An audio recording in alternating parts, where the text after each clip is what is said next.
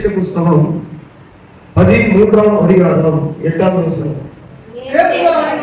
பேதுரு அவரை நோக்கி, நீ ஒரு காலம் என் கால்களை கழுவப்படாது என்றார். இயேசு அவனுக்கு பிரதியுத்தரமாக, நான் உன்னை கழுவாவிட்டால் என்னிடத்தில் உனக்கு பங்கு இல்லை என்றார். ஆமென். இது தேவனுடைய ஆலோசனையான வார்த்தைகள். இதுல கர்த்தர் என்ன சொல்கிறார் நம்ம கேட்க முடியாத இந்த வசனத்துக்காக ஸ்தோத்திரம் பண்ணி ஜெபிக்கலாம். ஸ்தோத்திரம் ஸ்தோத்திரம் ஸ்தோத்திரம் ஸ்தோத்திரம். நம்முடைய பலமும் அல்ல, பராக்கிரமும் அல்ல, எங்களுடைய சுய சக்தியோ பக்தியோ அல்ல, பரிசுத்த ஆவியானவர் சபைக்கு பேசுகிறவர். கற்றுக்காரும் என்ன காரியங்கள் ஆவியானவரை நாங்கள் கற்றுக்கொள்ள இன்றைக்கு விரும்புகிறீரோ அதை சொல்லித்தாரோ. பரிசுத்தருடைய ஒத்தாசையாக ஜெபிக்கிறோம். இப்படி வார்த்தைகளுக்காக ஜெபிக்கிறோம். இப்படி வல்ல பிரசனத்துக்காக ஜெபிக்கிறோம். தேவ பெயர்களுக்காக ஜெபிக்கிறோம். உடனே ஒரு மகிமை செலுத்துகிற ஆண்டவரே, ஆமென். ஸ்தோத்திரம் ஸ்தோத்திரம் ஸ்தோத்திரம் ஸ்தோத்திரம் ஆண்டவரே. அல்லேலூயா. இரக்கமுள்ள பிதாவே, மனுஷன் அப்பத்தினாலே மாத்திரமல்ல, தேவனுடைய வாயிலிருந்து புறப்படுகிற ஒவ்வொரு வார்த்தையினாலும் பிழைப்பான் என்று எழுதியிருக்கிறது. ஆண்டவரே, இந்த வார்த்தைகள் மூலம் எங்களோடு நீங்கள் பேசுங்க. ஆத்மா உயிரடைந்து எங்கள் ஆவிக்குரிய வாழ்க்கை பலமுள்ளதாக கட்டப்பட்டதாக இருக்கும்படி எங்களுக்கு உதவி செய்யுங்க. அடிப்படை மறைங்க, உங்களுடைய வார்த்தையை மேன்மைப்படுத்துங்க, உயர்த்துங்க. இயேசுவின் நாமத்தில் ஜெபிக்கிறோம் பிதாவே. ஒரு நிகழ்ச்சி நடக்குது, நம்ம அடிக்கடி இதை வாசிக்கிறோம். ஆண்டவர் இயேசு இந்த பூமியில ஊழியம் செய்து முடிக்கிற கடைசி நாள் இரவு நடந்த ஒரு சம்பவம். அந்த கடைசி நாள் இரவு இயேசு சிலுவைக்கு போய் மறித்து இந்த பூமியை விட்டு போக போகிறார், அடக்கம் பண்ணப்பட போகிறார், உயிரோடு எழுத போகிறார், இந்த உலகை விட்டு மறுபடியும் பிதாவிடத்துக்கு போக போகிறார். அப்படி கடைசி நாள் ஊழியத்தை நிறைவேற்றி அவர் மறிக்க போக முன்பதாக நடந்த ஒரு சம்பவம், ஒரு உரையாடல், ஒரு நிகழ்ச்சி. அதெல்லாம் ஆண்டவர் என்ன செய்தார், அதை எப்படி ஒரு மனிதனோடு கூட பேசினார் என்பதை குறித்து தான் இப்போ நம்ம வாசிக்கிறோம். இயேசு கிறிஸ்து ஒரு புதிய உடன்படிக்கையை கர்த்தர் ஏற்படுத்தினார். ஆபிரகாம் இடத்துல தேவன் உடன்படிக்கை ஏற்படுத்தினார். பின்பு மோசே இடத்துல கர்த்தர் உடன்படிக்கை ஏற்படுத்தினார். பின்பு தாவீது இடத்துல உடன்படிக்கை ஏற்படுத்தினார். அதுக்கு பிறகு புதிய ஏற்பாட்டில் வரும்போது இயேசு வந்த பிறகு உலகம் முழுவதிலும் உள்ள தம்முடைய பிள்ளைகளோடு ஒரு உடன்படிக்கை ஏற்படுத்தினார். அது என்ன உடன்படிக்கைன்னா, யூதர்களோடு மட்டுமல்ல, இஸ்ரவேலோடு மட்டுமல்ல, உலகத்தில் உள்ள எல்லா ஜனங்களோட இடத்துல ஒரு உடன்படிக்கை ஏற்படுத்தினார். அதுதான் அந்த திருவிருந்து ராபோஜன ஆராதனை. அந்த ராபோஜன ஆராதனை நடக்கிறதுக்கு முன்பதாக இயேசு என்ன செய்தார்னா, அந்த 12 சீசருடைய கால்களையும் கழுவினார். அப்ப கழுவி அவர்களையும் சொன்னாரு, நான் ஒரு கால்களை கழுவுறது போல நீங்களும் ஒருவருடைய கால்களை ஒருவர் கழுவ வேண்டும், பெரிய ஒரு உபதேசத்தை கொடுத்தார். கவனிங்க, இந்த வேதாகம் என்பது ஒரு ஆராய்ச்சி சுரங்கம் போல. அதுக்குள்ள போயிட்டு சத்தியம் என்ன என்பதை கண்டுபிடித்து அந்த முக்கியமான காரியத்தை ஆராய்ந்து பார்ப்பது நம்முடைய வாழ்வுக்கு, ஆவிக்குரிய வாழ்வுக்கு, வளர்ச்சிக்கு பிரயோஜனமா இருக்கும். முக்கியமான உயர்ந்த சத்தியங்கள் இந்த புஸ்தகம் வருகிற யோவானில் எழுதப்பட்டிருக்கு. அதுல இன்றைக்கு வாசிக்கப்பட்ட வசனம், பேதுரு இயேசுவிடத்துல சொல்லுகிறான். இயேசு பேதுருவிடத்துல சொல்றாரு. அந்த 8ஆம் வசனத்துல உரையாடல் சொல்றாரு. பேதுரு அவரை இயேசுவை நோக்கி, நீ ஒரு காலம் என் கால்களை கழுவ கூடாது என்றார். இயேசு அவனுக்கு பிரதியுத்தரமாக, நான் உன்னை கழுவாவிட்டால் என்னிடத்தில் உனக்கு பங்கு இல்லை என்றார். பேதுரு என்கிற சீசன் இயேசுவை பார்த்து சொல்கிறான். எல்லாருடைய கால்களை கழுவி கொண்டு வருகிறார் இயேசு. அப்போ பேதுரு இடத்துல வரும்போது பேதுரு சொல்கிறான், நீ ஒருபோது என் கால்களை கழுவவே கூடாது. ஒரு மொழிபெயர்ப்புல அப்படிதான் எழுதிருக்கு.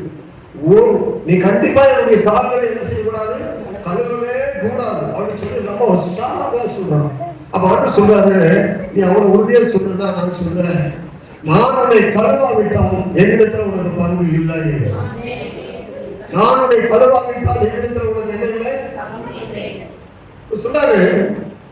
நான் உன்னை கழுவாவிட்டால் என்னிடத்துல உனக்கு பங்கு இல்லை. அல்லேலூயா.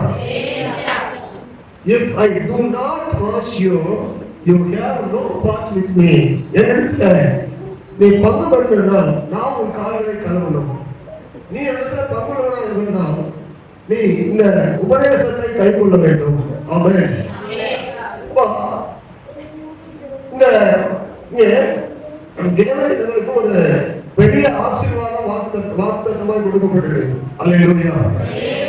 என்ன வாக்குத்தத்தம்? தேவ ஜனங்களுக்கு ஒரு பெரிய வாக்குத்தத்தம் வாக்குத்தத்தம் இருக்குது. அது என்ன ஆசீர்வாதமான வாக்குத்தத்தம்? ஆபிரகாம் இடத்துல சொன்ன வாக்குத்தத்தங்கள் நிறைய. ஆபிரகாம் இடத்துல என்ன வாக்குத்தத்தம் பண்ண? 2 பேர் காலையில் வாசித்தோம். ஆதியாகம புத்தகம் 2ஆம் அதிகாரம் 2ஆம் வசனத்துல, 12ஆம் அதிகாரம் 2ஆம் வசனத்துல, நான் உன்னை பெரிய ஜாதியாக்கி உன்னை ஆசீர்வதித்து உன் பேரை பெருமைப்படுத்துவேன், நீ ஆசீர்வாதமா இருப்பார், உன்னை சமைக்கிறவனை சமைப்பேன், உன்னை ஆசீர்வதிக்கிறவனை ஆசீர்வதிப்பேன், உனக்கு இல்ல சகல ஜாதிகள் உனக்குள்ள ஆசீர்வதிக்கப்படும். இப்போ 7 ஆசீர்வாதங்களை உடன்படிக்கையாக ஆபிரகாம் இடத்துல ஏற்படுத்தினார். 7 ஆசீர்வாதங்களை உடன்படிக்கையாக ஏற்படுத்திட்டு அவன் பக்கம் என்ன செய்யணும்? உடன்படிக்கைன்னா ஒரு நபர் கிடையாது, 2 பேரும் ஒப்பந்தம் பண்ணணும். அதுதான் உடன்படிக்கை. அப்ப ஆபிரகாம் என்ன செய்யணும்னு சொன்னாரு? நீ உன் தேசத்தையும் உன் குடும்பத்தையும் உன் ஊரையும் விட்டு புறப்பட்டு நான் காண்பித்த தேசத்துக்கு போகணும். அப்ப 4 காரியத்தை அவன் செய்யணும். அல்லேலூயா. 7 ஆசீர்வாதங்களை ஆபிரகாம் பெறணும்னு சொன்னா 4 காரியங்களை அவன் செய்யணும். இல்ல ஆண்டவரே, நீ 7 ஆசீர்வாதங்கள் கொடுத்துறோம், நான் எங்க வீட்டுல தான் இருப்பேன், நீ சொல்ற மாதிரிலாம் செய்ய மாட்டேன், அந்த இடத்துக்கு போக மாட்டேன், எங்க வீட்டை விட மாட்டேன், எங்க தேசத்தை விட மாட்டேன், நீ சொல்றதெல்லாம் கேட்க மாட்டேன், ஆனா நான் முடியல என்னை ஆசீர்வாதம் சொன்னா 7 இல்ல 77 ஆசீர்வாதங்களை சொன்னாலும் ஒன்றும் அவனுக்கு கிடைக்காது. ஆண்டவர் சொன்ன அந்த காரியத்தை அவன் செய்யும் போது அவன் கேட்காதா கூட அந்த ஆசீர்வாதம் வரும். அவர் ஆசீர்வதித்தாரா? எப்படி ஆசீர்வதித்தாரு உங்களால சொல்ல முடியுமா? 26:5 அப்பொழுது உன் தேவனாகிய கர்த்தருடைய சன்னதியில் நின்று வசனத்தை சொல்ல வேண்டியது என்னவென்றால், என் தகப்பன் அழிவுக்கு நேரான சீரியா தேசத்தானாக இருந்தான். அவன் கொஞ்ச ஜனங்களோடு எகிப்துக்கு போய் அவ்விடத்தில் பரதேசியா சஞ்சரித்து அங்கே பெரிய பலத்த ஜாதியான, அதாவது திரட்சியான ஜாதியானான். முதல் ஆசீர்வாதம் என்ன ஆசீர்வாதம்? உன்னை பெரிய ஜாதியாக்குவேன். என்ன ஆசீர்வாதம்? முதலாவது ஆசீர்வாதம். அப்போ இங்க 26ஆம் அதிகாரத்துல சொல்லப்படுது, உபாகம புத்தகத்துல 26ஆம் அதிகாரம் 5ஆம் வசனத்தில் அவ்விடத்துல பரதேசியா சஞ்சரித்தான், அங்கே பெரிய பலத்த திரட்சியான ஜாதியானான், பெரும் கூட்டமானான். ஆண்டவர் ஆதியாகமம் 12ஆம் அதிகாரம் 2ஆம் வசனத்துல சொன்னாரு, அது உபாகம புத்தகம் 26ஆம் அதிகாரம் 5ஆம் வசனத்துல நிறைவேற்றி காண்பித்தார். அவர் உடன்படிக்கையில உண்மை இல்லவர், சொல்லுகிற காரியங்களை செய்வதில் உத்தமமானவர் நம்முடைய ஆண்டவர், அவர் சத்தியமானவர். ஆகவே இன்றைக்கு இந்த புதிய ஏற்பாட்டுல இயேசு கிறிஸ்து சீமோன் பேதுருவிடத்தில் சொல்லுகிற ஒரு காரியம் என்னவென்றால், நீ உன் கால்களை நான் கழுவாவிட்டால், நான் உன் கால்களை கழுவாவிட்டால் என்னிடத்தில் உனக்கு பங்கு இல்லை. இது என்ன ஆசீர்வாதம் இருக்குது? சொல்லுங்க, இது என்ன ஆசீர்வாதம் இருக்குது? சொல்றாரு இங்க தேவ ஜனங்களுக்கு சொல்ற ஒரு ஆசீர்வாதம், பங்கு. என்ன பங்குன்னு சொல்றாரு? நீ என்னிடத்துல பங்குள்ளவனாய் மாறுவாய், கழுவினால் மட்டுமே பங்கு உண்டு. அல்லேலூயா. கழுவினால் மட்டுமே பங்கு உண்டு. நான் உன் கால்களை கழுவினால் மட்டும்தான் நீ என்னுடைய பிள்ளையா இருக்க முடியும். நான் உன் கால்களை கழுவ நீ அனுமதித்தால் மட்டும்தான் என்னிடத்துல நீ பங்கு பெற முடியும். அப்போ பங்கு. இந்த உலகத்துல உங்க வீட்டுல, உறவுகள்ல அல்லது வேலையில நிறைய பங்கு உங்களுக்கு இருக்கு. உலகத்துல நிறைய ஆசீர்வாதங்கள் உங்களுக்கு பங்கு கிடைக்கும். ஆனா ஆண்டவரிடத்துல பங்கு பெறுவதற்கு சொல்றாரு, நான் உன் கால்களை கழுவாவிட்டால் நீ இடத்துல பங்கு பெற முடியாதுன்னு சொல்றாரு. கழுவும் போது ஆண்டவர் நிறைய காரியங்களை கால் கழுவுவதை பற்றி சொல்றாரு. 5ஆம் வசனத்துல இருந்து 9ஆம் வசனம் வரைக்கும் ஏறக்குறைய 7 முறை 6 முறை சொல்லிக்கிறார். கால் கழுவுவதை பற்றி 5ஆம் வசனத்திலிருந்து அவருடைய 9ஆம் வசனம் வரைக்கும் 6 முறை சொல்லப்பட்டிருக்கு. கால்களை கழுவுவதை பற்றி, கழுவ வேண்டும், கழுவ கூடாது, ஏன் கழுவ வேண்டும், திரும்ப திரும்ப வருது. கவனிங்க, இப்போ இந்த கழுவப்படுவதை குறித்து, கால் கழுவுவதை குறித்து ஆண்டவர் இயேசு இந்த 13ஆம் அதிகாரத்துல மிக முக்கியமான ஒரு சத்தியத்தை சீசர்களுக்கு கற்றுக் கொடுத்தார். ஆனா அன்னைக்கு நிறைய பேர் அந்த சத்தியத்தை பேசுறாங்கன்னு தெரியல, செய்யறாங்கன்னு தெரியல. ஆனால் முழுமையான சத்தியத்தை கை கொள்ளக்கூடிய சபைகள் கண்டிப்பா செய்வாங்க. அல்லேலூயா. சத்தமா சொல்லுங்க. முழுமையான சத்தியத்தை கை கொள்ளக்கூடியவர்கள், உபதேசத்தை கை கொள்ளக்கூடியவர்கள் எல்லா சபையாரும் கண்டிப்பாக செய்வாங்க. ஆனா நிறைய சபையில் சொல்லுவாங்க, இதை செய்ய முடியுமா, அதை விட முடியுமா, இதை போட முடியுமா, இதை செய்ய முடியுமா, இதை எப்படி முடியும்? ஆண்டவர் செய்ய முடியாத ஒன்றையும் சொல்லல, அப்படி கடினமான காரியங்களை ஒன்றையும் ஆண்டவர் தம்முடைய ஜனத்துக்கு கழுத்து மேல முகமாக ஏற்றி வைக்கவில்லை. ஆண்டுடைய கவனிக்க வேண்டும். நாம் ஆண்டவரிடத்தில் பங்கு உள்ளவர்களாக மாற வேண்டும்னா கழுவப்பட வேண்டும் என்று இயேசு சொல்கிறார். நான் உன்னை கழுவாவிட்டால் என்னிடத்தில் உனக்கு பங்கு இல்லை என்றார். ஆமென். சரி, கழுவினால் மட்டுமே பங்கு உண்டு அப்படின்னு பார்க்கிறேன். அப்போ கழுவுதல் என்பது குறித்து ஏன் கழுவ வேண்டும், கால்களை எப்படி கழுவ வேண்டும், யாரை கழுவ வேண்டும், யார் கழுவ வேண்டும், எங்கு கழுவி கொள்ள வேண்டும், எதற்காக கழுவுதல் பற்றி இவ்வளவு காரியங்கள் கேள்விகள் உண்டு பைபிள்ல. நம்ம இதெல்லாம் பார்க்கணும். பார்ப்போம்னா நீங்க ஒரு ஏராளமான செய்தி இந்த பகுதியில் நாம் பெற்றுக்கொள்ள முடியும். ஆமென். 13ஆம் அதிகாரம் 5 முதல் 10 வருஷம் வரைக்கும் கழுவுதல் பற்றி 6 முறை சொல்லி விளக்கப்படுது. 7வது முழுமையாக நாம் அதை செய்து முடிக்க வேண்டும். கழுவுவதால் உண்டாகும் நன்மைகள் என்ன, பாதம் கழுவுவதால் உண்டாகும் நன்மைகள் என்ன, பாதம் கழுவுவதால் வருகிற ஆசீர்வாதங்கள் என்ன, 3 காரியங்களை நம்ம வேதத்திலிருந்து சுற்றி காட்டி சொல்லிட்டு போகிறோம். முதலாவது ஆண்டவர் இயேசு சொல்றாரு 13ஆம் அதிகாரம் 8வது வசனத்துல பேதுருவிடத்தில் என்ன சொல்றாரு, நான் உன்னை கழுவாவிட்டால் என்னிடத்தில் உனக்கு பங்கு இல்லை, என்னிடத்துல பங்கு இல்லை. நிறைய நீங்க பாதம் கழுவுறதுல நிறைய இடத்துல பிரச்சனை இருக்கு, நிறைய இடத்துல நிறைய உபதேசங்கள் இருக்கு, நிறைய மக்களுக்குள்ள கேள்வி இருக்கு, அது என்ன அப்படி செய்யணுமா அப்படின்னு. அப்ப ஆண்டவர் செய்யக்கூடாதுன்னா அவரை செய்திருக்க மாட்டார், செய்யக்கூடாதுன்னா சொல்லியிருக்க மாட்டார், செய்யக்கூடாது சொன்னா எழுதுவதை அனுமதித்திருக்க மாட்டார். எத்தனை பேருக்கு புரியுது? கண்டிப்பா பயன்படுகிறேன்னு நினைக்கிறேன். கர்த்தர் பாத கழுவுதலை பற்றி அதை முக்கியத்துவப்படுத்தவில்லை என்று சொன்னா அவர் பேசியிருக்க மாட்டார். அது முக்கியத்துவம் இல்லைன்னா பாதங்களை கழுவ வேண்டிய அவசியம் கிடையாது. அப்போ பாத கழுவுதல் அவசியம் இல்லைன்னா செய்யவும் வேண்டாம், அங்க பேசவும் வேண்டாம், இங்க போய் எழுதவும் வேண்டாம். அல்லேலூயா. அப்ப கழுவுதல் என்பது ஓரம் கட்டப்பட்ட ஒரு சத்தியமா இருக்கு நிறைய இடத்துல. இது நிராகரிக்கப்பட்ட ஒரு சத்தியமா இருக்கு. ஆனால் இங்குதான் முக்கியமா ஆண்டவர் நிறைய காரியங்கள் சீசன் கற்றுக் கொடுத்தார். மற்றவருடைய பாதத்தை நீ தொட்டு கழுவும் போது உனக்கு சரியான ஒரு மனநிலை உண்டாகும். ஆமென். உன் பாதத்தை அவர் கழுவும் போது அல்லது நீ அவன் பாதத்தை கழுவும் போது என்ன நடக்குதுன்னா, மற்ற சரீரம் உலகம் சுத்தமா இருந்தாலும் பாதம் பல இடங்களில் போயிட்டு தீமையான நடத்தைக்கு காரணமா இருக்கிற கால்களை அடிக்கடி கழுவி பரிசுத்தப்படுத்தி சரீரம் முழுவதும் கழுவதற்கு அடையாளமாக பாதங்களை சுத்திகரித்துக் கொள்வது மிக முக்கியமான ஒரு சத்தியமா இருக்குது. கால்கள் எங்கேயாவது போகாதுக்கு நிறைய பாவம் செய்யாது சரீரம். கால்கள் போவதனாலதான் நிறைய இடத்துல பாவம் உண்டாகுது, சண்டை உண்டாகுது. பாதங்கள் போவதனாலதான் நிறைய இடத்துல ஐக்கியம் உண்டாகுது, தேவையற்ற ஐக்கியம். கால்கள் ஒழுங்கா இருக்குன்னா தேவையற்ற ஐக்கியம் இருக்காது. கால்கள் ஒழுங்கா இருக்குன்னா தேவையற்ற உறவுகள் போய் உறவு இருக்காது. தேவையற்ற சம்பாஷணைகள் கால்கள் ஒழுங்கா இருக்குன்னா இருக்காது. அதனால இந்த கால்களை அடிக்கடி கழுவணும். மட்டுமல்ல, இது பழைய பாட்டுல சீசன், அதாவது லேவியர்களுக்கு கொடுக்கப்பட்டது. எப்போதெல்லாம் ஆலயத்துக்குள்ளாக வராங்களோ அப்பெல்லாம் பாத கழுவிட்டு தான் வரணும்ல. ஆனா நமக்கு திருவிழா எடுக்கும் போது பாத கழுவு. சரி, இந்த கழுவுவதால் கிடைக்கும் நன்மை என்னன்னா, முதலாவது ஆண்டவர் சொல்றாரு, என்னிடத்துல பங்கு உண்டு. பாதத்தை கழுவினால் என்ன உண்டு?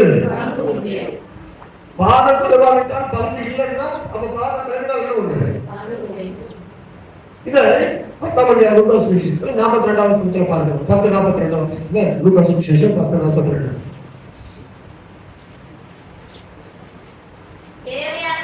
தேவையானது ஒன்று,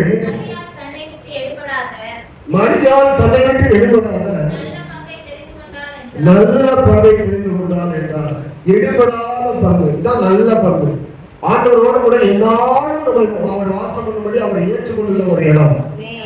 அப்போ மரியாள் தன்னை விட்டு எடுபடாத நல்ல பங்கை அவரோடு கூட இருக்கும்படியான ஒரு சிலாக்கியத்தை.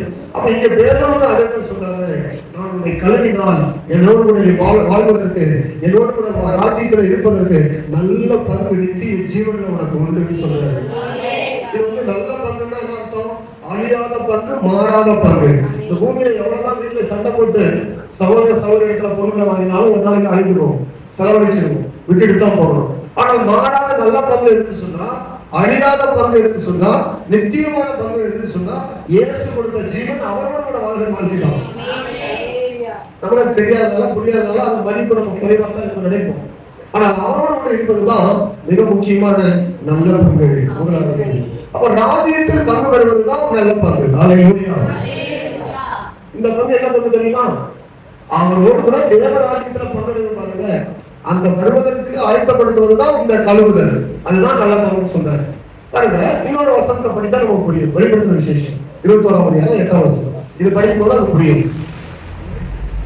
வெளிப்படுத்தின விசேஷம் 21:8 பயப்படுகிறவர்களும் அவிசுவாசிகளும் அருவருப்பானவர்களும் கொலைபாதகரும் விபசாரக்காரரும் சூனியக்காரரும் விக்கிரகாராதனைக்காரரும் பொய்யர் அனைவரும் இரண்டாம் மரணமாகிய அக்னியும் கந்தகம் எரிகிற கடலிலே பங்கு அடைவார்கள். இப்ப உங்களுக்கு புரியும். அவங்க ஒரு பங்கு இருக்குது. யாருக்கு பங்கு இருக்குது? அந்த பங்கு தெரியுதா? அந்த பங்கை பற்றி எழுதப்பட்டது புரியுதா? இப்ப எல்லாரும் சேர்ந்து படிங்க பார்ப்போம். நீங்க பைபிள் எடுத்திருக்கீங்க. 21ஆம் அதிகாரம் 8ஆம் வசனம். எல்லாரும் சேர்ந்து படிங்க. பயப்படுகிறவர்களும் அவிசுவாசிகளும் அருவருப்பானவர்களும் கொலைபாதகரும் விபசாரக்காரர்களும் சூனியக்காரர்களும் விக்கிரகாராதனைக்காரரும் பொய்யர் அனைவரும் இரண்டாம் மரணமாகிய அக்னியும் கந்தகம் எரிகிற கடலிலே பங்கடைவார்கள். அப்போ அங்க போயிட்டு பங்கடையக்கூடியவங்க நித்திய ராஜ்யத்துல பங்கடைய முடியாது. ஆனா நித்திய ராஜ்யத்துல பங்கடையக்கூடியவங்க அங்க போக வேண்டிய அவசியம் இல்லை. அப்போ இங்க நித்திய ராஜ்யத்துல பங்கு அடையாளா எங்கதான் பங்கடையணும்? ரெண்டே இடம் தான் உண்டு. ரெண்டு இடத்துல நம்ம பங்கெடுக்கணும். ஒன்று நித்தியமான ராஜ்யம் மகிமையான இடத்துல அவரோடு கூட. ஏன்னா இயேசு வந்தது அதுக்கு தானே.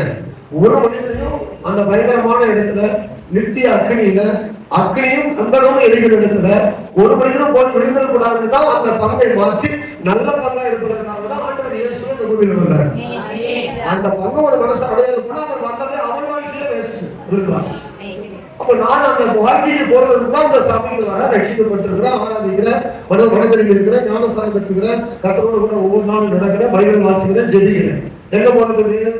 நல்ல பங்கு அடைவதற்கு தான் அந்த நிலையத்திலையும் செய்யறேன். இந்த நல்ல பங்கு கிடைக்காவிட்டால் அடுத்து என்ன பங்கு தான் உண்டு?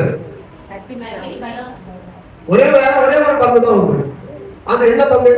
அக்னியும் கந்தகம் எரிகிற கடலிலே என்ன செய்வார்கள்? பங்கடைவார்கள். அப்ப நல்ல பங்குனா உங்களுக்கு புரியும். இது எப்படிப்பட்ட பங்கு? இது நல்ல பங்கா? அக்னியும் கந்தகம் எரிகிற கடல் நல்ல பங்கா? ஒரு தீக்குச்சி எடுத்து நல்லா பத்த வச்சு கையில கொஞ்ச நேரம் வச்சு பாருங்க.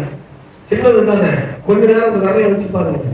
உங்களுக்கு நல்லா சுகமா நல்லா சின்ன ஆஹா என்ன அருமையா இருக்குது, என்ன அழகா இருக்குது. இன்னொரு தீப்பெட்டி முழுவதும் கொடுத்து என்ன செய்யலாம்? கைக்குள்ள காட்டணும் போல என்ன சுகமா இருக்குது அப்படின்னு சொல்லுவீங்களா? ஒரு கொஞ்சம் நெருப்பு லைட்டா தொட்டுட்டாவே என்ன ஆகும்? அத்தனை வார்த்தை வாயில் வருது. ஐயோ அம்மா அம்மா அப்பாப்பான்னு சொல்லி அத்தனை வார்த்தையும் வருது. ஒரு சின்ன நெருப்பு பட்டுனாவே. ஆனால் கந்தகமும் நெருப்பும் எரிகிற அக்னி கடல், அந்த கடலுக்குள்ள ஒரு மனிதனை கொண்டு போய் போடும்போது அந்த ஆத்மா யுகாயுகமா அங்க இருக்கும்போது அவருடைய வாழ்க்கை எப்படி இருக்கும்? துடித்து கிடப்பான், சாகவே முடியாது. அங்க ஒரு மரணம் கிடையவே கிடையாது. அது அனுதினமும் செத்துக்கொண்டே இருக்கிற ஒரு இடம். அப்படிப்பட்ட ஒரு பங்கு தான் நல்ல பங்கு அடையாள அத்தனை பேருக்கு இந்த உலகத்தில் இருக்குது. ஆமென். அல்லேலூயா.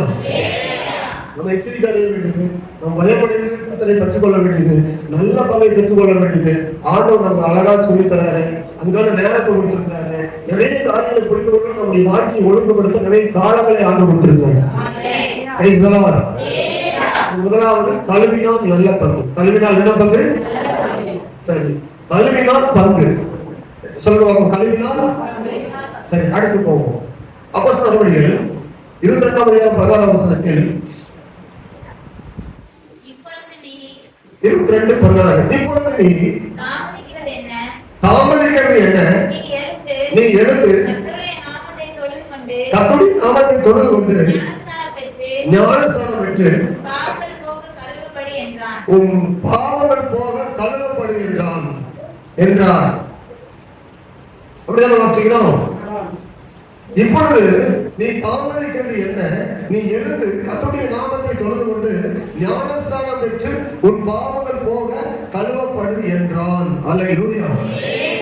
இது அப்போஸ்தலர் பவுலுக்கு அனனியா சொல்றாரு இந்த சத்தியத்தை, அப்படியே இவர் வந்து சாட்சியா சொல்றாரு. அடுத்ததாக கழுவப்பட்டால் என்ன கிடைக்குதுன்னா, பாவம் கழுவப்படும் போது பரிசுத்தம் உண்டாகுது, பாதம் கழுவப்படும் போது பங்கு உண்டாகுது. எத்தனை பேருக்கு புரியுது? நான் மூன்றே வார்த்தையில் முடிக்க போறேன். முதலாவது, பாதங்களை கழுவும் போது பங்கு உண்டாகுது தேவனிடத்துல, தேவராஜ்யத்துல. இரண்டாவது, பாவம் கழுவப்படும் போது பரிசுத்தம் உண்டாகிறது. அல்லேலூயா. பாவம் கழுவப்படும்னா எப்படி கழுவப்படும் சொல்றாரு, நீ எழுந்தி தாமதம் பண்ணாத. ஞானஸ்நானம் எடுக்க நிறைய பேர் தாமதம் பண்ணுவாங்க. நீ இப்பொழுது தாமதிக்கிறது என்ன? நீ எழுந்து கர்த்தருடைய நாமத்தை தொழுது கொண்டு கர்த்தருக்கு நன்றி சொல்லி ஞானஸ்நானம் பெற்று உன் பாவம் போக்க கழுவப்படு. அப்ப பாவம் போக்க கழுவப்பட்டால் பரிசுத்தம் உண்டாகிறது. அப்போ கழுவப்படும் போது இரண்டாவது பரிசுத்தம் உண்டாகிறது. ஆமென். ஒரு மனிதனுக்கு மரணம் எப்ப வரும்னு தெரியாது. கர்த்தரை சந்தித்தியா, தேவ வார்த்தை உனக்கு வந்துருச்சா, ஆண்டவர் உனக்கு தெரியுமா, நீ தாமதம் பண்ணாத. அந்த வசனம் பாருங்க, எப்படி வாசிக்கணும்? இப்பொழுது நீ தாமதம் பண்ணுறது என்ன? நிறைய பேருடைய வாழ்க்கையில ஆண்டுடைய காரியங்களை தாமதம் பண்ணுவாங்க. ஜெபம் பண்றதுல தாமதம், கொடுக்கறதுல தாமதம், ஆராதிக்கிறதுல தாமதம், ஆலயத்துக்கு வருவதில் தாமதம், ஞானஸ்நானம் எடுக்கிறதுல தாமதம், உண்மையில இருப்பதுல தாமதம், நிறைய காரியங்கள்ல ஆண்டுடைய காரியங்கள தாமதமா இருப்பாங்க. நாம சுறுசுறுப்பா இருக்கணும், உற்சாகமா இருக்கணும். நாம அப்படி இருக்கக்கூடாது. எந்த காரியத்தை செய்ய நினைக்கிறோமோ உடனே செய்யணும். ஏன்னா அடுத்த வாய்ப்பு கிடைக்குமான்னு நமக்கு தெரியாது. எப்ப எதை செய்ய நினைக்கிறோமோ உடனடியாக ஆண்டுக்காக செய்யணும். ஏன்னா அடுத்த வாய்ப்புக்காக காத்துறது நமக்குள்ள மனசு மாறிடும், சூழ்நிலைகளும் மாறிடும். நம்ம செய்ய நினைக்க முடியாது. அதனால எந்த காரியத்தையும் ஆண்டுக்காக செய்வதை தாமதம் பண்ணக்கூடாது. ஜபமன்னு தோணுதா ஜெபம் பண்ணிருங்க. ஆண்டு ஊழியம் செய்ய தோணுதா அன்னைக்கு ஊழியம் செய்திருங்க. கர்த்தருக்காக ஒரு காரியத்தை நீங்க செய்ய நிர்ணயிக்கிறீங்களா, அன்னைக்கு செய்து முடிச்சிருங்க. ஏன்னா தாமதம் பண்ணினா அது வந்து உங்களுக்கு நல்லதா இருக்காது. அப்ப தாமதம் பண்ணாது. இரண்டாவது, பாவம் கழுவப்படும் போது பரிசுத்தம் உண்டாகுது. ஞானஸ்நானம் எடுக்கும் போதுதான் ஒரு மனுஷன் பரிசுத்தமாகப்படுகிறான். ஆமென். அதுக்கு கூட எவ்வளவு நாள் சத்தியத்தை கேட்டாலும், எவ்வளவு நாள் பைபிள் வைத்திருந்தாலும், ஒரு கிறிஸ்தவ குடும்பத்துல பிறந்த இருக்கிற ஒரு பிள்ளையா இருந்தாலும் அவன் பரிசுத்தமா இருக்க ஆக முடியாது. அவன் ஞானஸ்நானம் வரும்போதுதான் பரிசுத்தமாகிறார்கள். ஆமென்.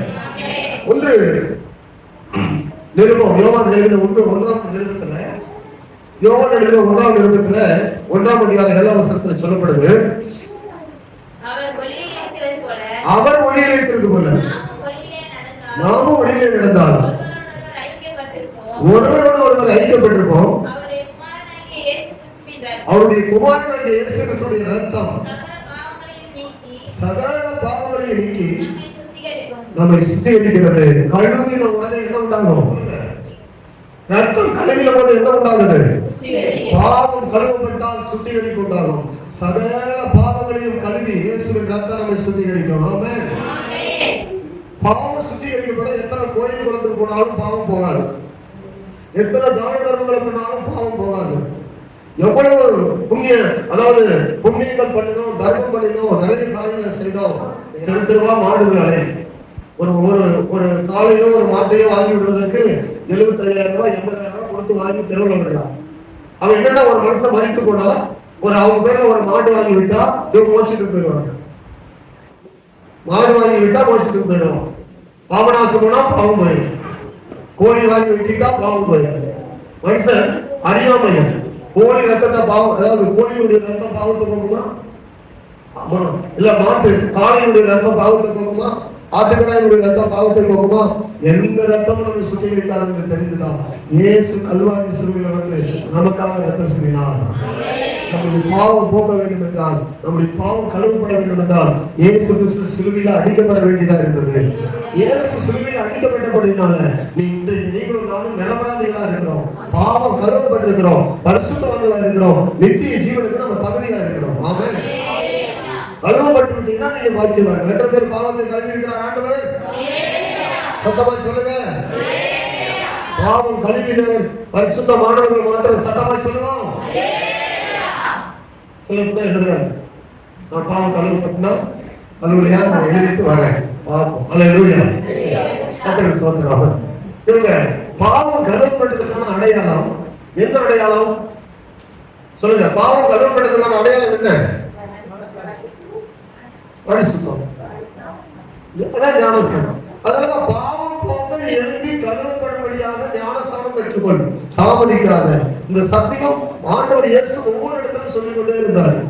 தனித்தனியாய் போகிற இடத்துல சொன்னாரு. நிகழ்வு இடத்துல பேசினார். அவன் பைபிள் தெரியாது, அவனுக்கு பெரிய பரிசு, அவனே போறவன், அவனே என்ன செய்யலாம், வாரந்தோறும் ஜெபாலயத்துல பிரசங்கம் பண்றான். நீ பிரசங்கம் பண்ணா கூட, பைபிள் வச்சிருந்தா கூட ரசம், நீ பிரசங்கம் பண்ணா கூட பரவாயில்ல வர முடியாது. அதனால நீ உன் பாவத்தை போக மறுபடியும் பிறந்து ஜலத்தினால ஆவினால கழுவப்பட்டு வந்தாலும் பரலோகத்துக்கு வர முடியும்னு சொல்லிட்டாரு. அப்போ வேதத்தை போதிக்கிற நிகழ்வு இடத்துல சொன்னாரு.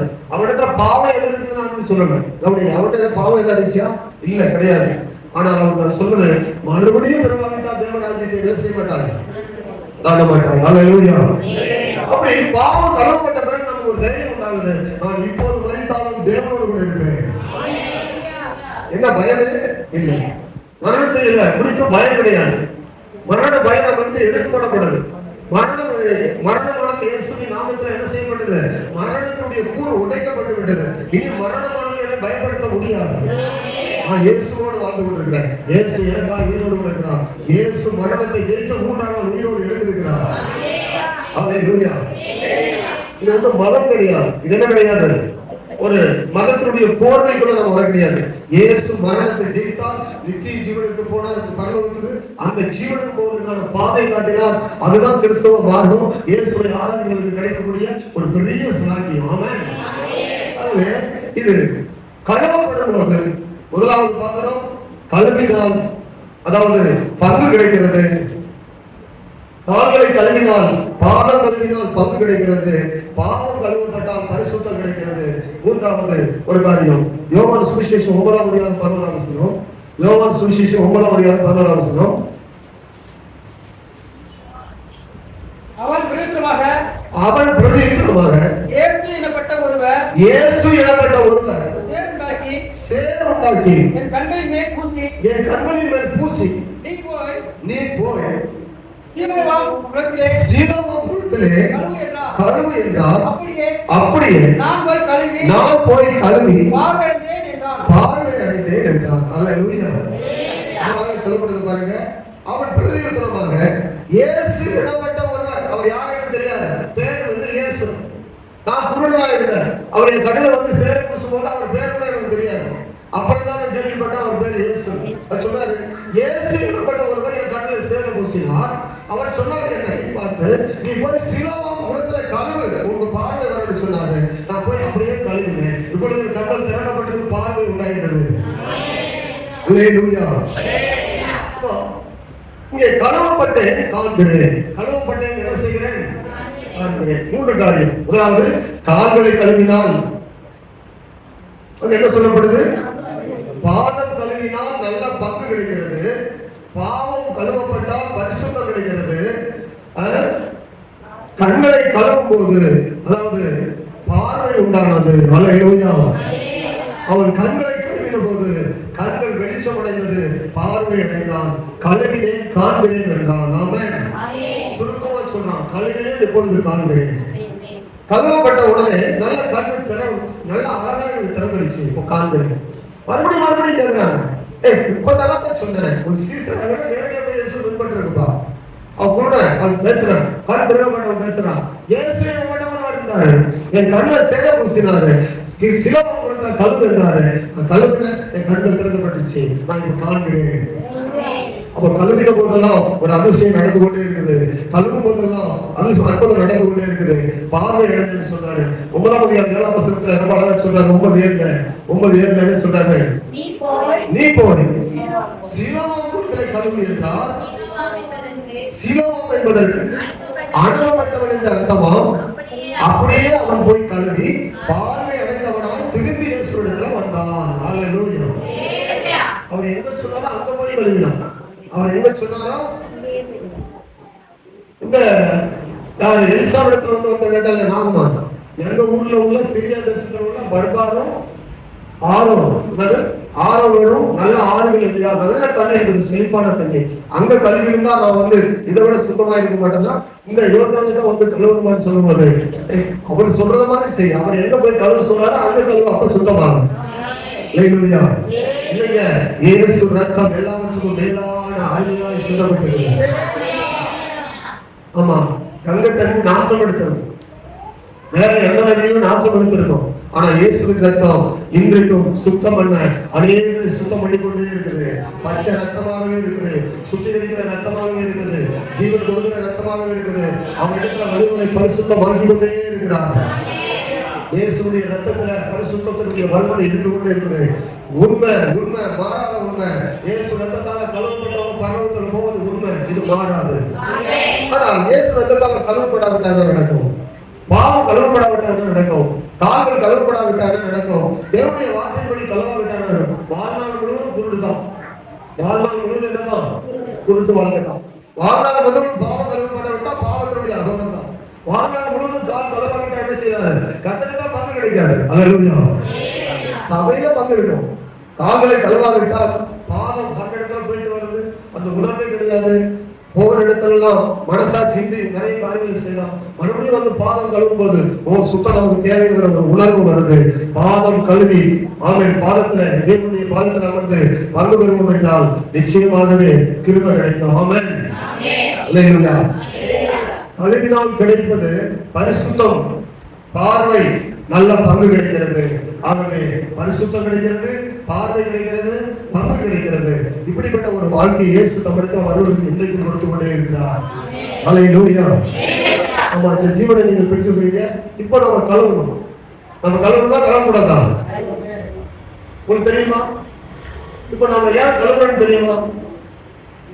யோவான்ல அது அழகா சொல்றாரு. நிருபத்துல யோவான் நிருபத்துல கண்களை பிசாசானவன் குருடாக்கினபடியால் தன் சகோதரனை அவன் பகைக்கிறான், தன் சகோதரனை எதிரியாக நினைக்கிறான். 1 யோவான் நிருபத்துல அவனுடைய கண்கள் குருடாக்கப்பட்டிருக்கிறபடியால் அவனுக்கு சகோதரன் யாருன்னு தெரியல, பகையாளி யாருன்னு தெரியல, சபையில உள்ள ஊழியக்காரர் யாருன்னு தெரியல, உண்மையான விசுவாசி யாருன்னு தெரியல. நல்ல விசுவாசிகளை பகைக்கிறார்கள். கூட பிறந்த சபையில் உள்ள விசுவாசிகள பகை உணர்வு உண்டாகுது. அல்லேலூயா. அப்ப எதனால கொலை செய்தான்? 15 வசனம் 3:15 தன் சகோதரனை பகைக்கிற எவனும் மனுஷ கொலைபாதகனா இருக்கிறான், மனுஷனுடைய கொலைபாதகனா இருக்கிறவன் எவனோ அவனுக்குள் நித்திய ஜீவன் அறிவீர்கள். சரி, இப்ப ஏன் இது நடக்குது தெரியுமா? அதுக்கு மேல கீழே பாருங்க, இல்ல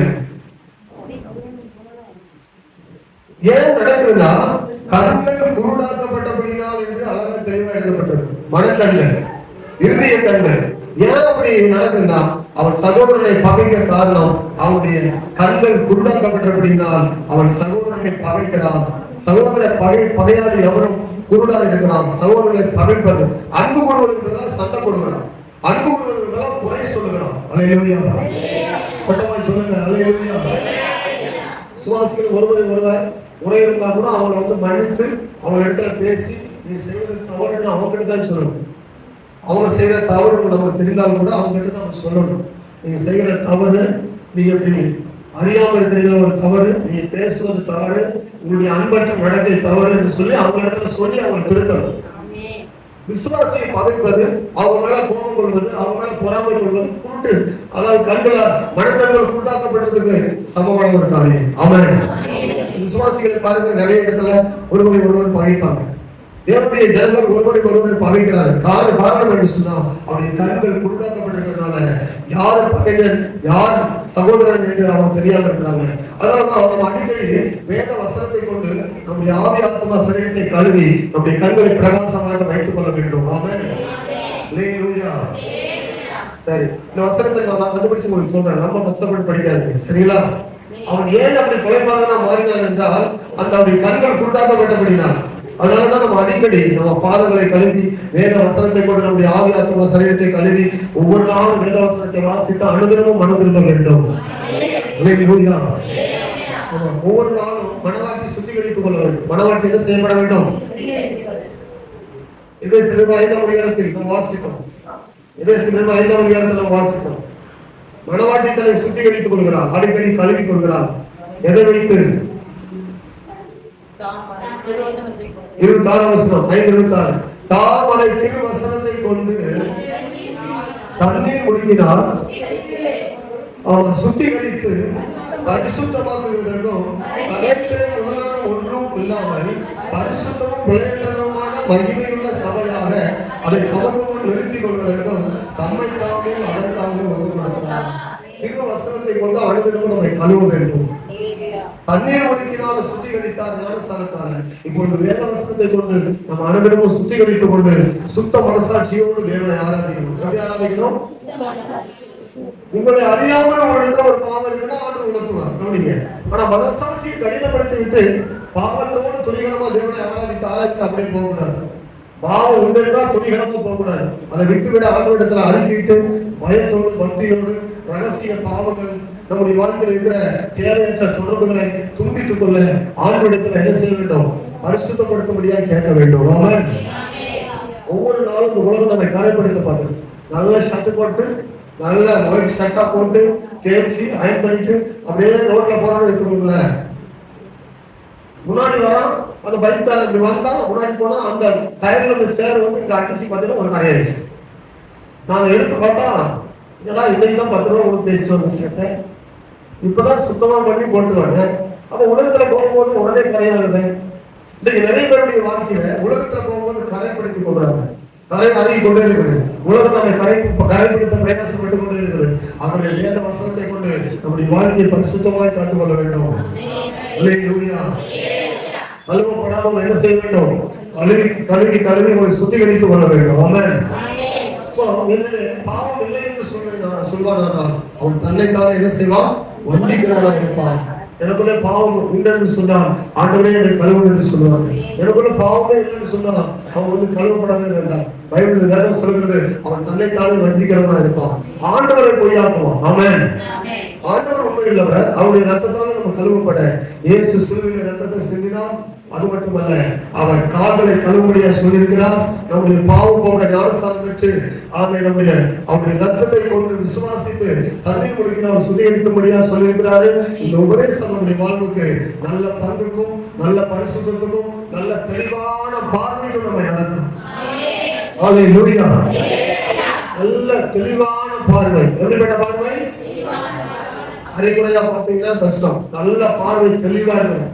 சாதாரண என்னன்னு கரெக்டா தெரியணும். எது ஊழியம் கண்டிப்பா அதை செய்த ஆகணும் என்பது தெரியணும்.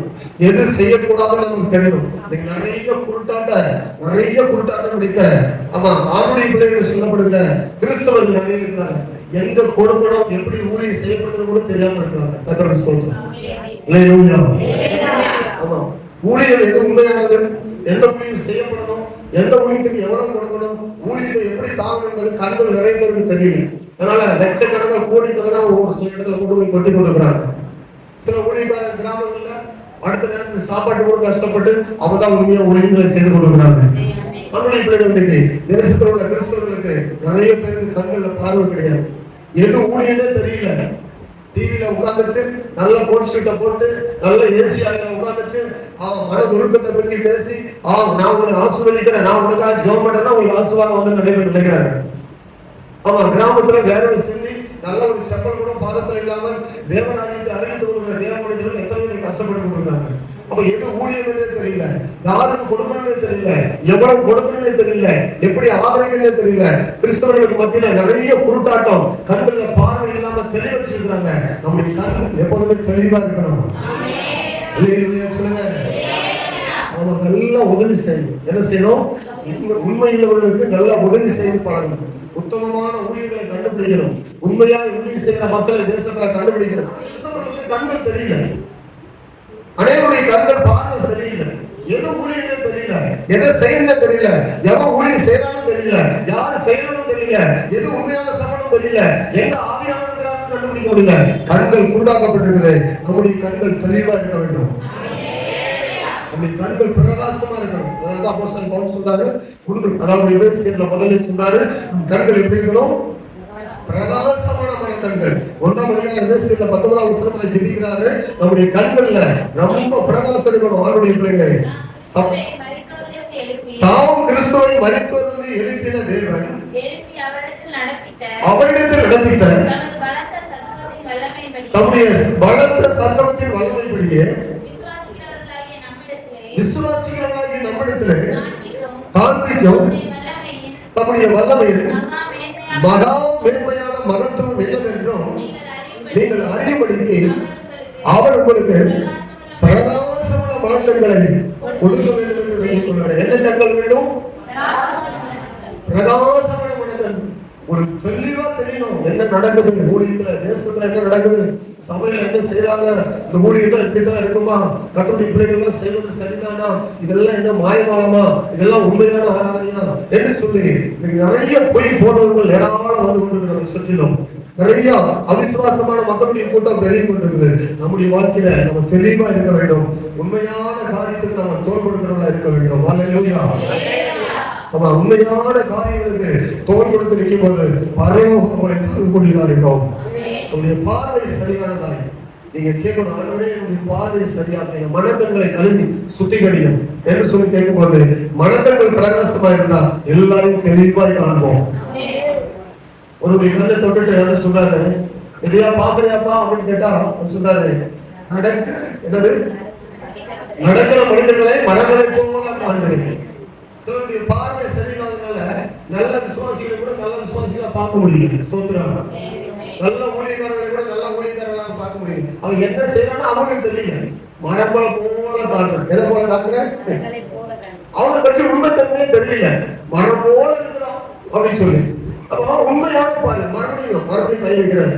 உண்மைதான் பாக்குறேன்னு சொன்னா ஆண்டவரை இப்ப தெளிவா பாக்குறேன், நல்லா தெளிவா தெரியும். இவன் மனுஷன், இது மரம். இப்ப தெரியுதா உனக்கு? மரம் எது மனுஷன் தெரியுதா? ஆமா. எது தெய்வம் எது தெய்வம் தெரியுதா? இருக்கும். மரம் என்னது சொல்லுங்க, மரம் என்னது? கைவேலையான தெய்வங்கள். இப்போ மரத்தை மனுஷனை போல பாக்குறேன்னு சொல்றாங்க. இப்ப மரத்துக்கு மனுஷனுக்கு வித்தியாசம் தெரியுதா? இல்ல, தேவனால் உண்டாக்கப்பட்டவங்க தேவசாயிகள் இருக்கிறாங்க. கழுவப்பட்டவங்க இயேசுடைய பிள்ளைகளை போல தெரியுறாங்க. அப்போ பார்வை தெரியணும். மனுஷனை பார்த்தா மனுஷனா தெரியணும், பாவியை பார்த்தா பாவியா தெரியணும், துன்மார்க்கனை பார்த்தா துன்மார்க்கனா தெரியணும், ஏமாற்றுக்காரனை பார்த்தா ஏமாற்றுக்காரனா தெரியணும். சத்தியம் பேசுகிறதை கண்டால், சத்திய வசனத்தை கண்டால் இது சத்தியமா நமக்கு தெரியணும். ஓதல் பண்ணிடுவோம். பங்கு ஸ்தோத்திரம்.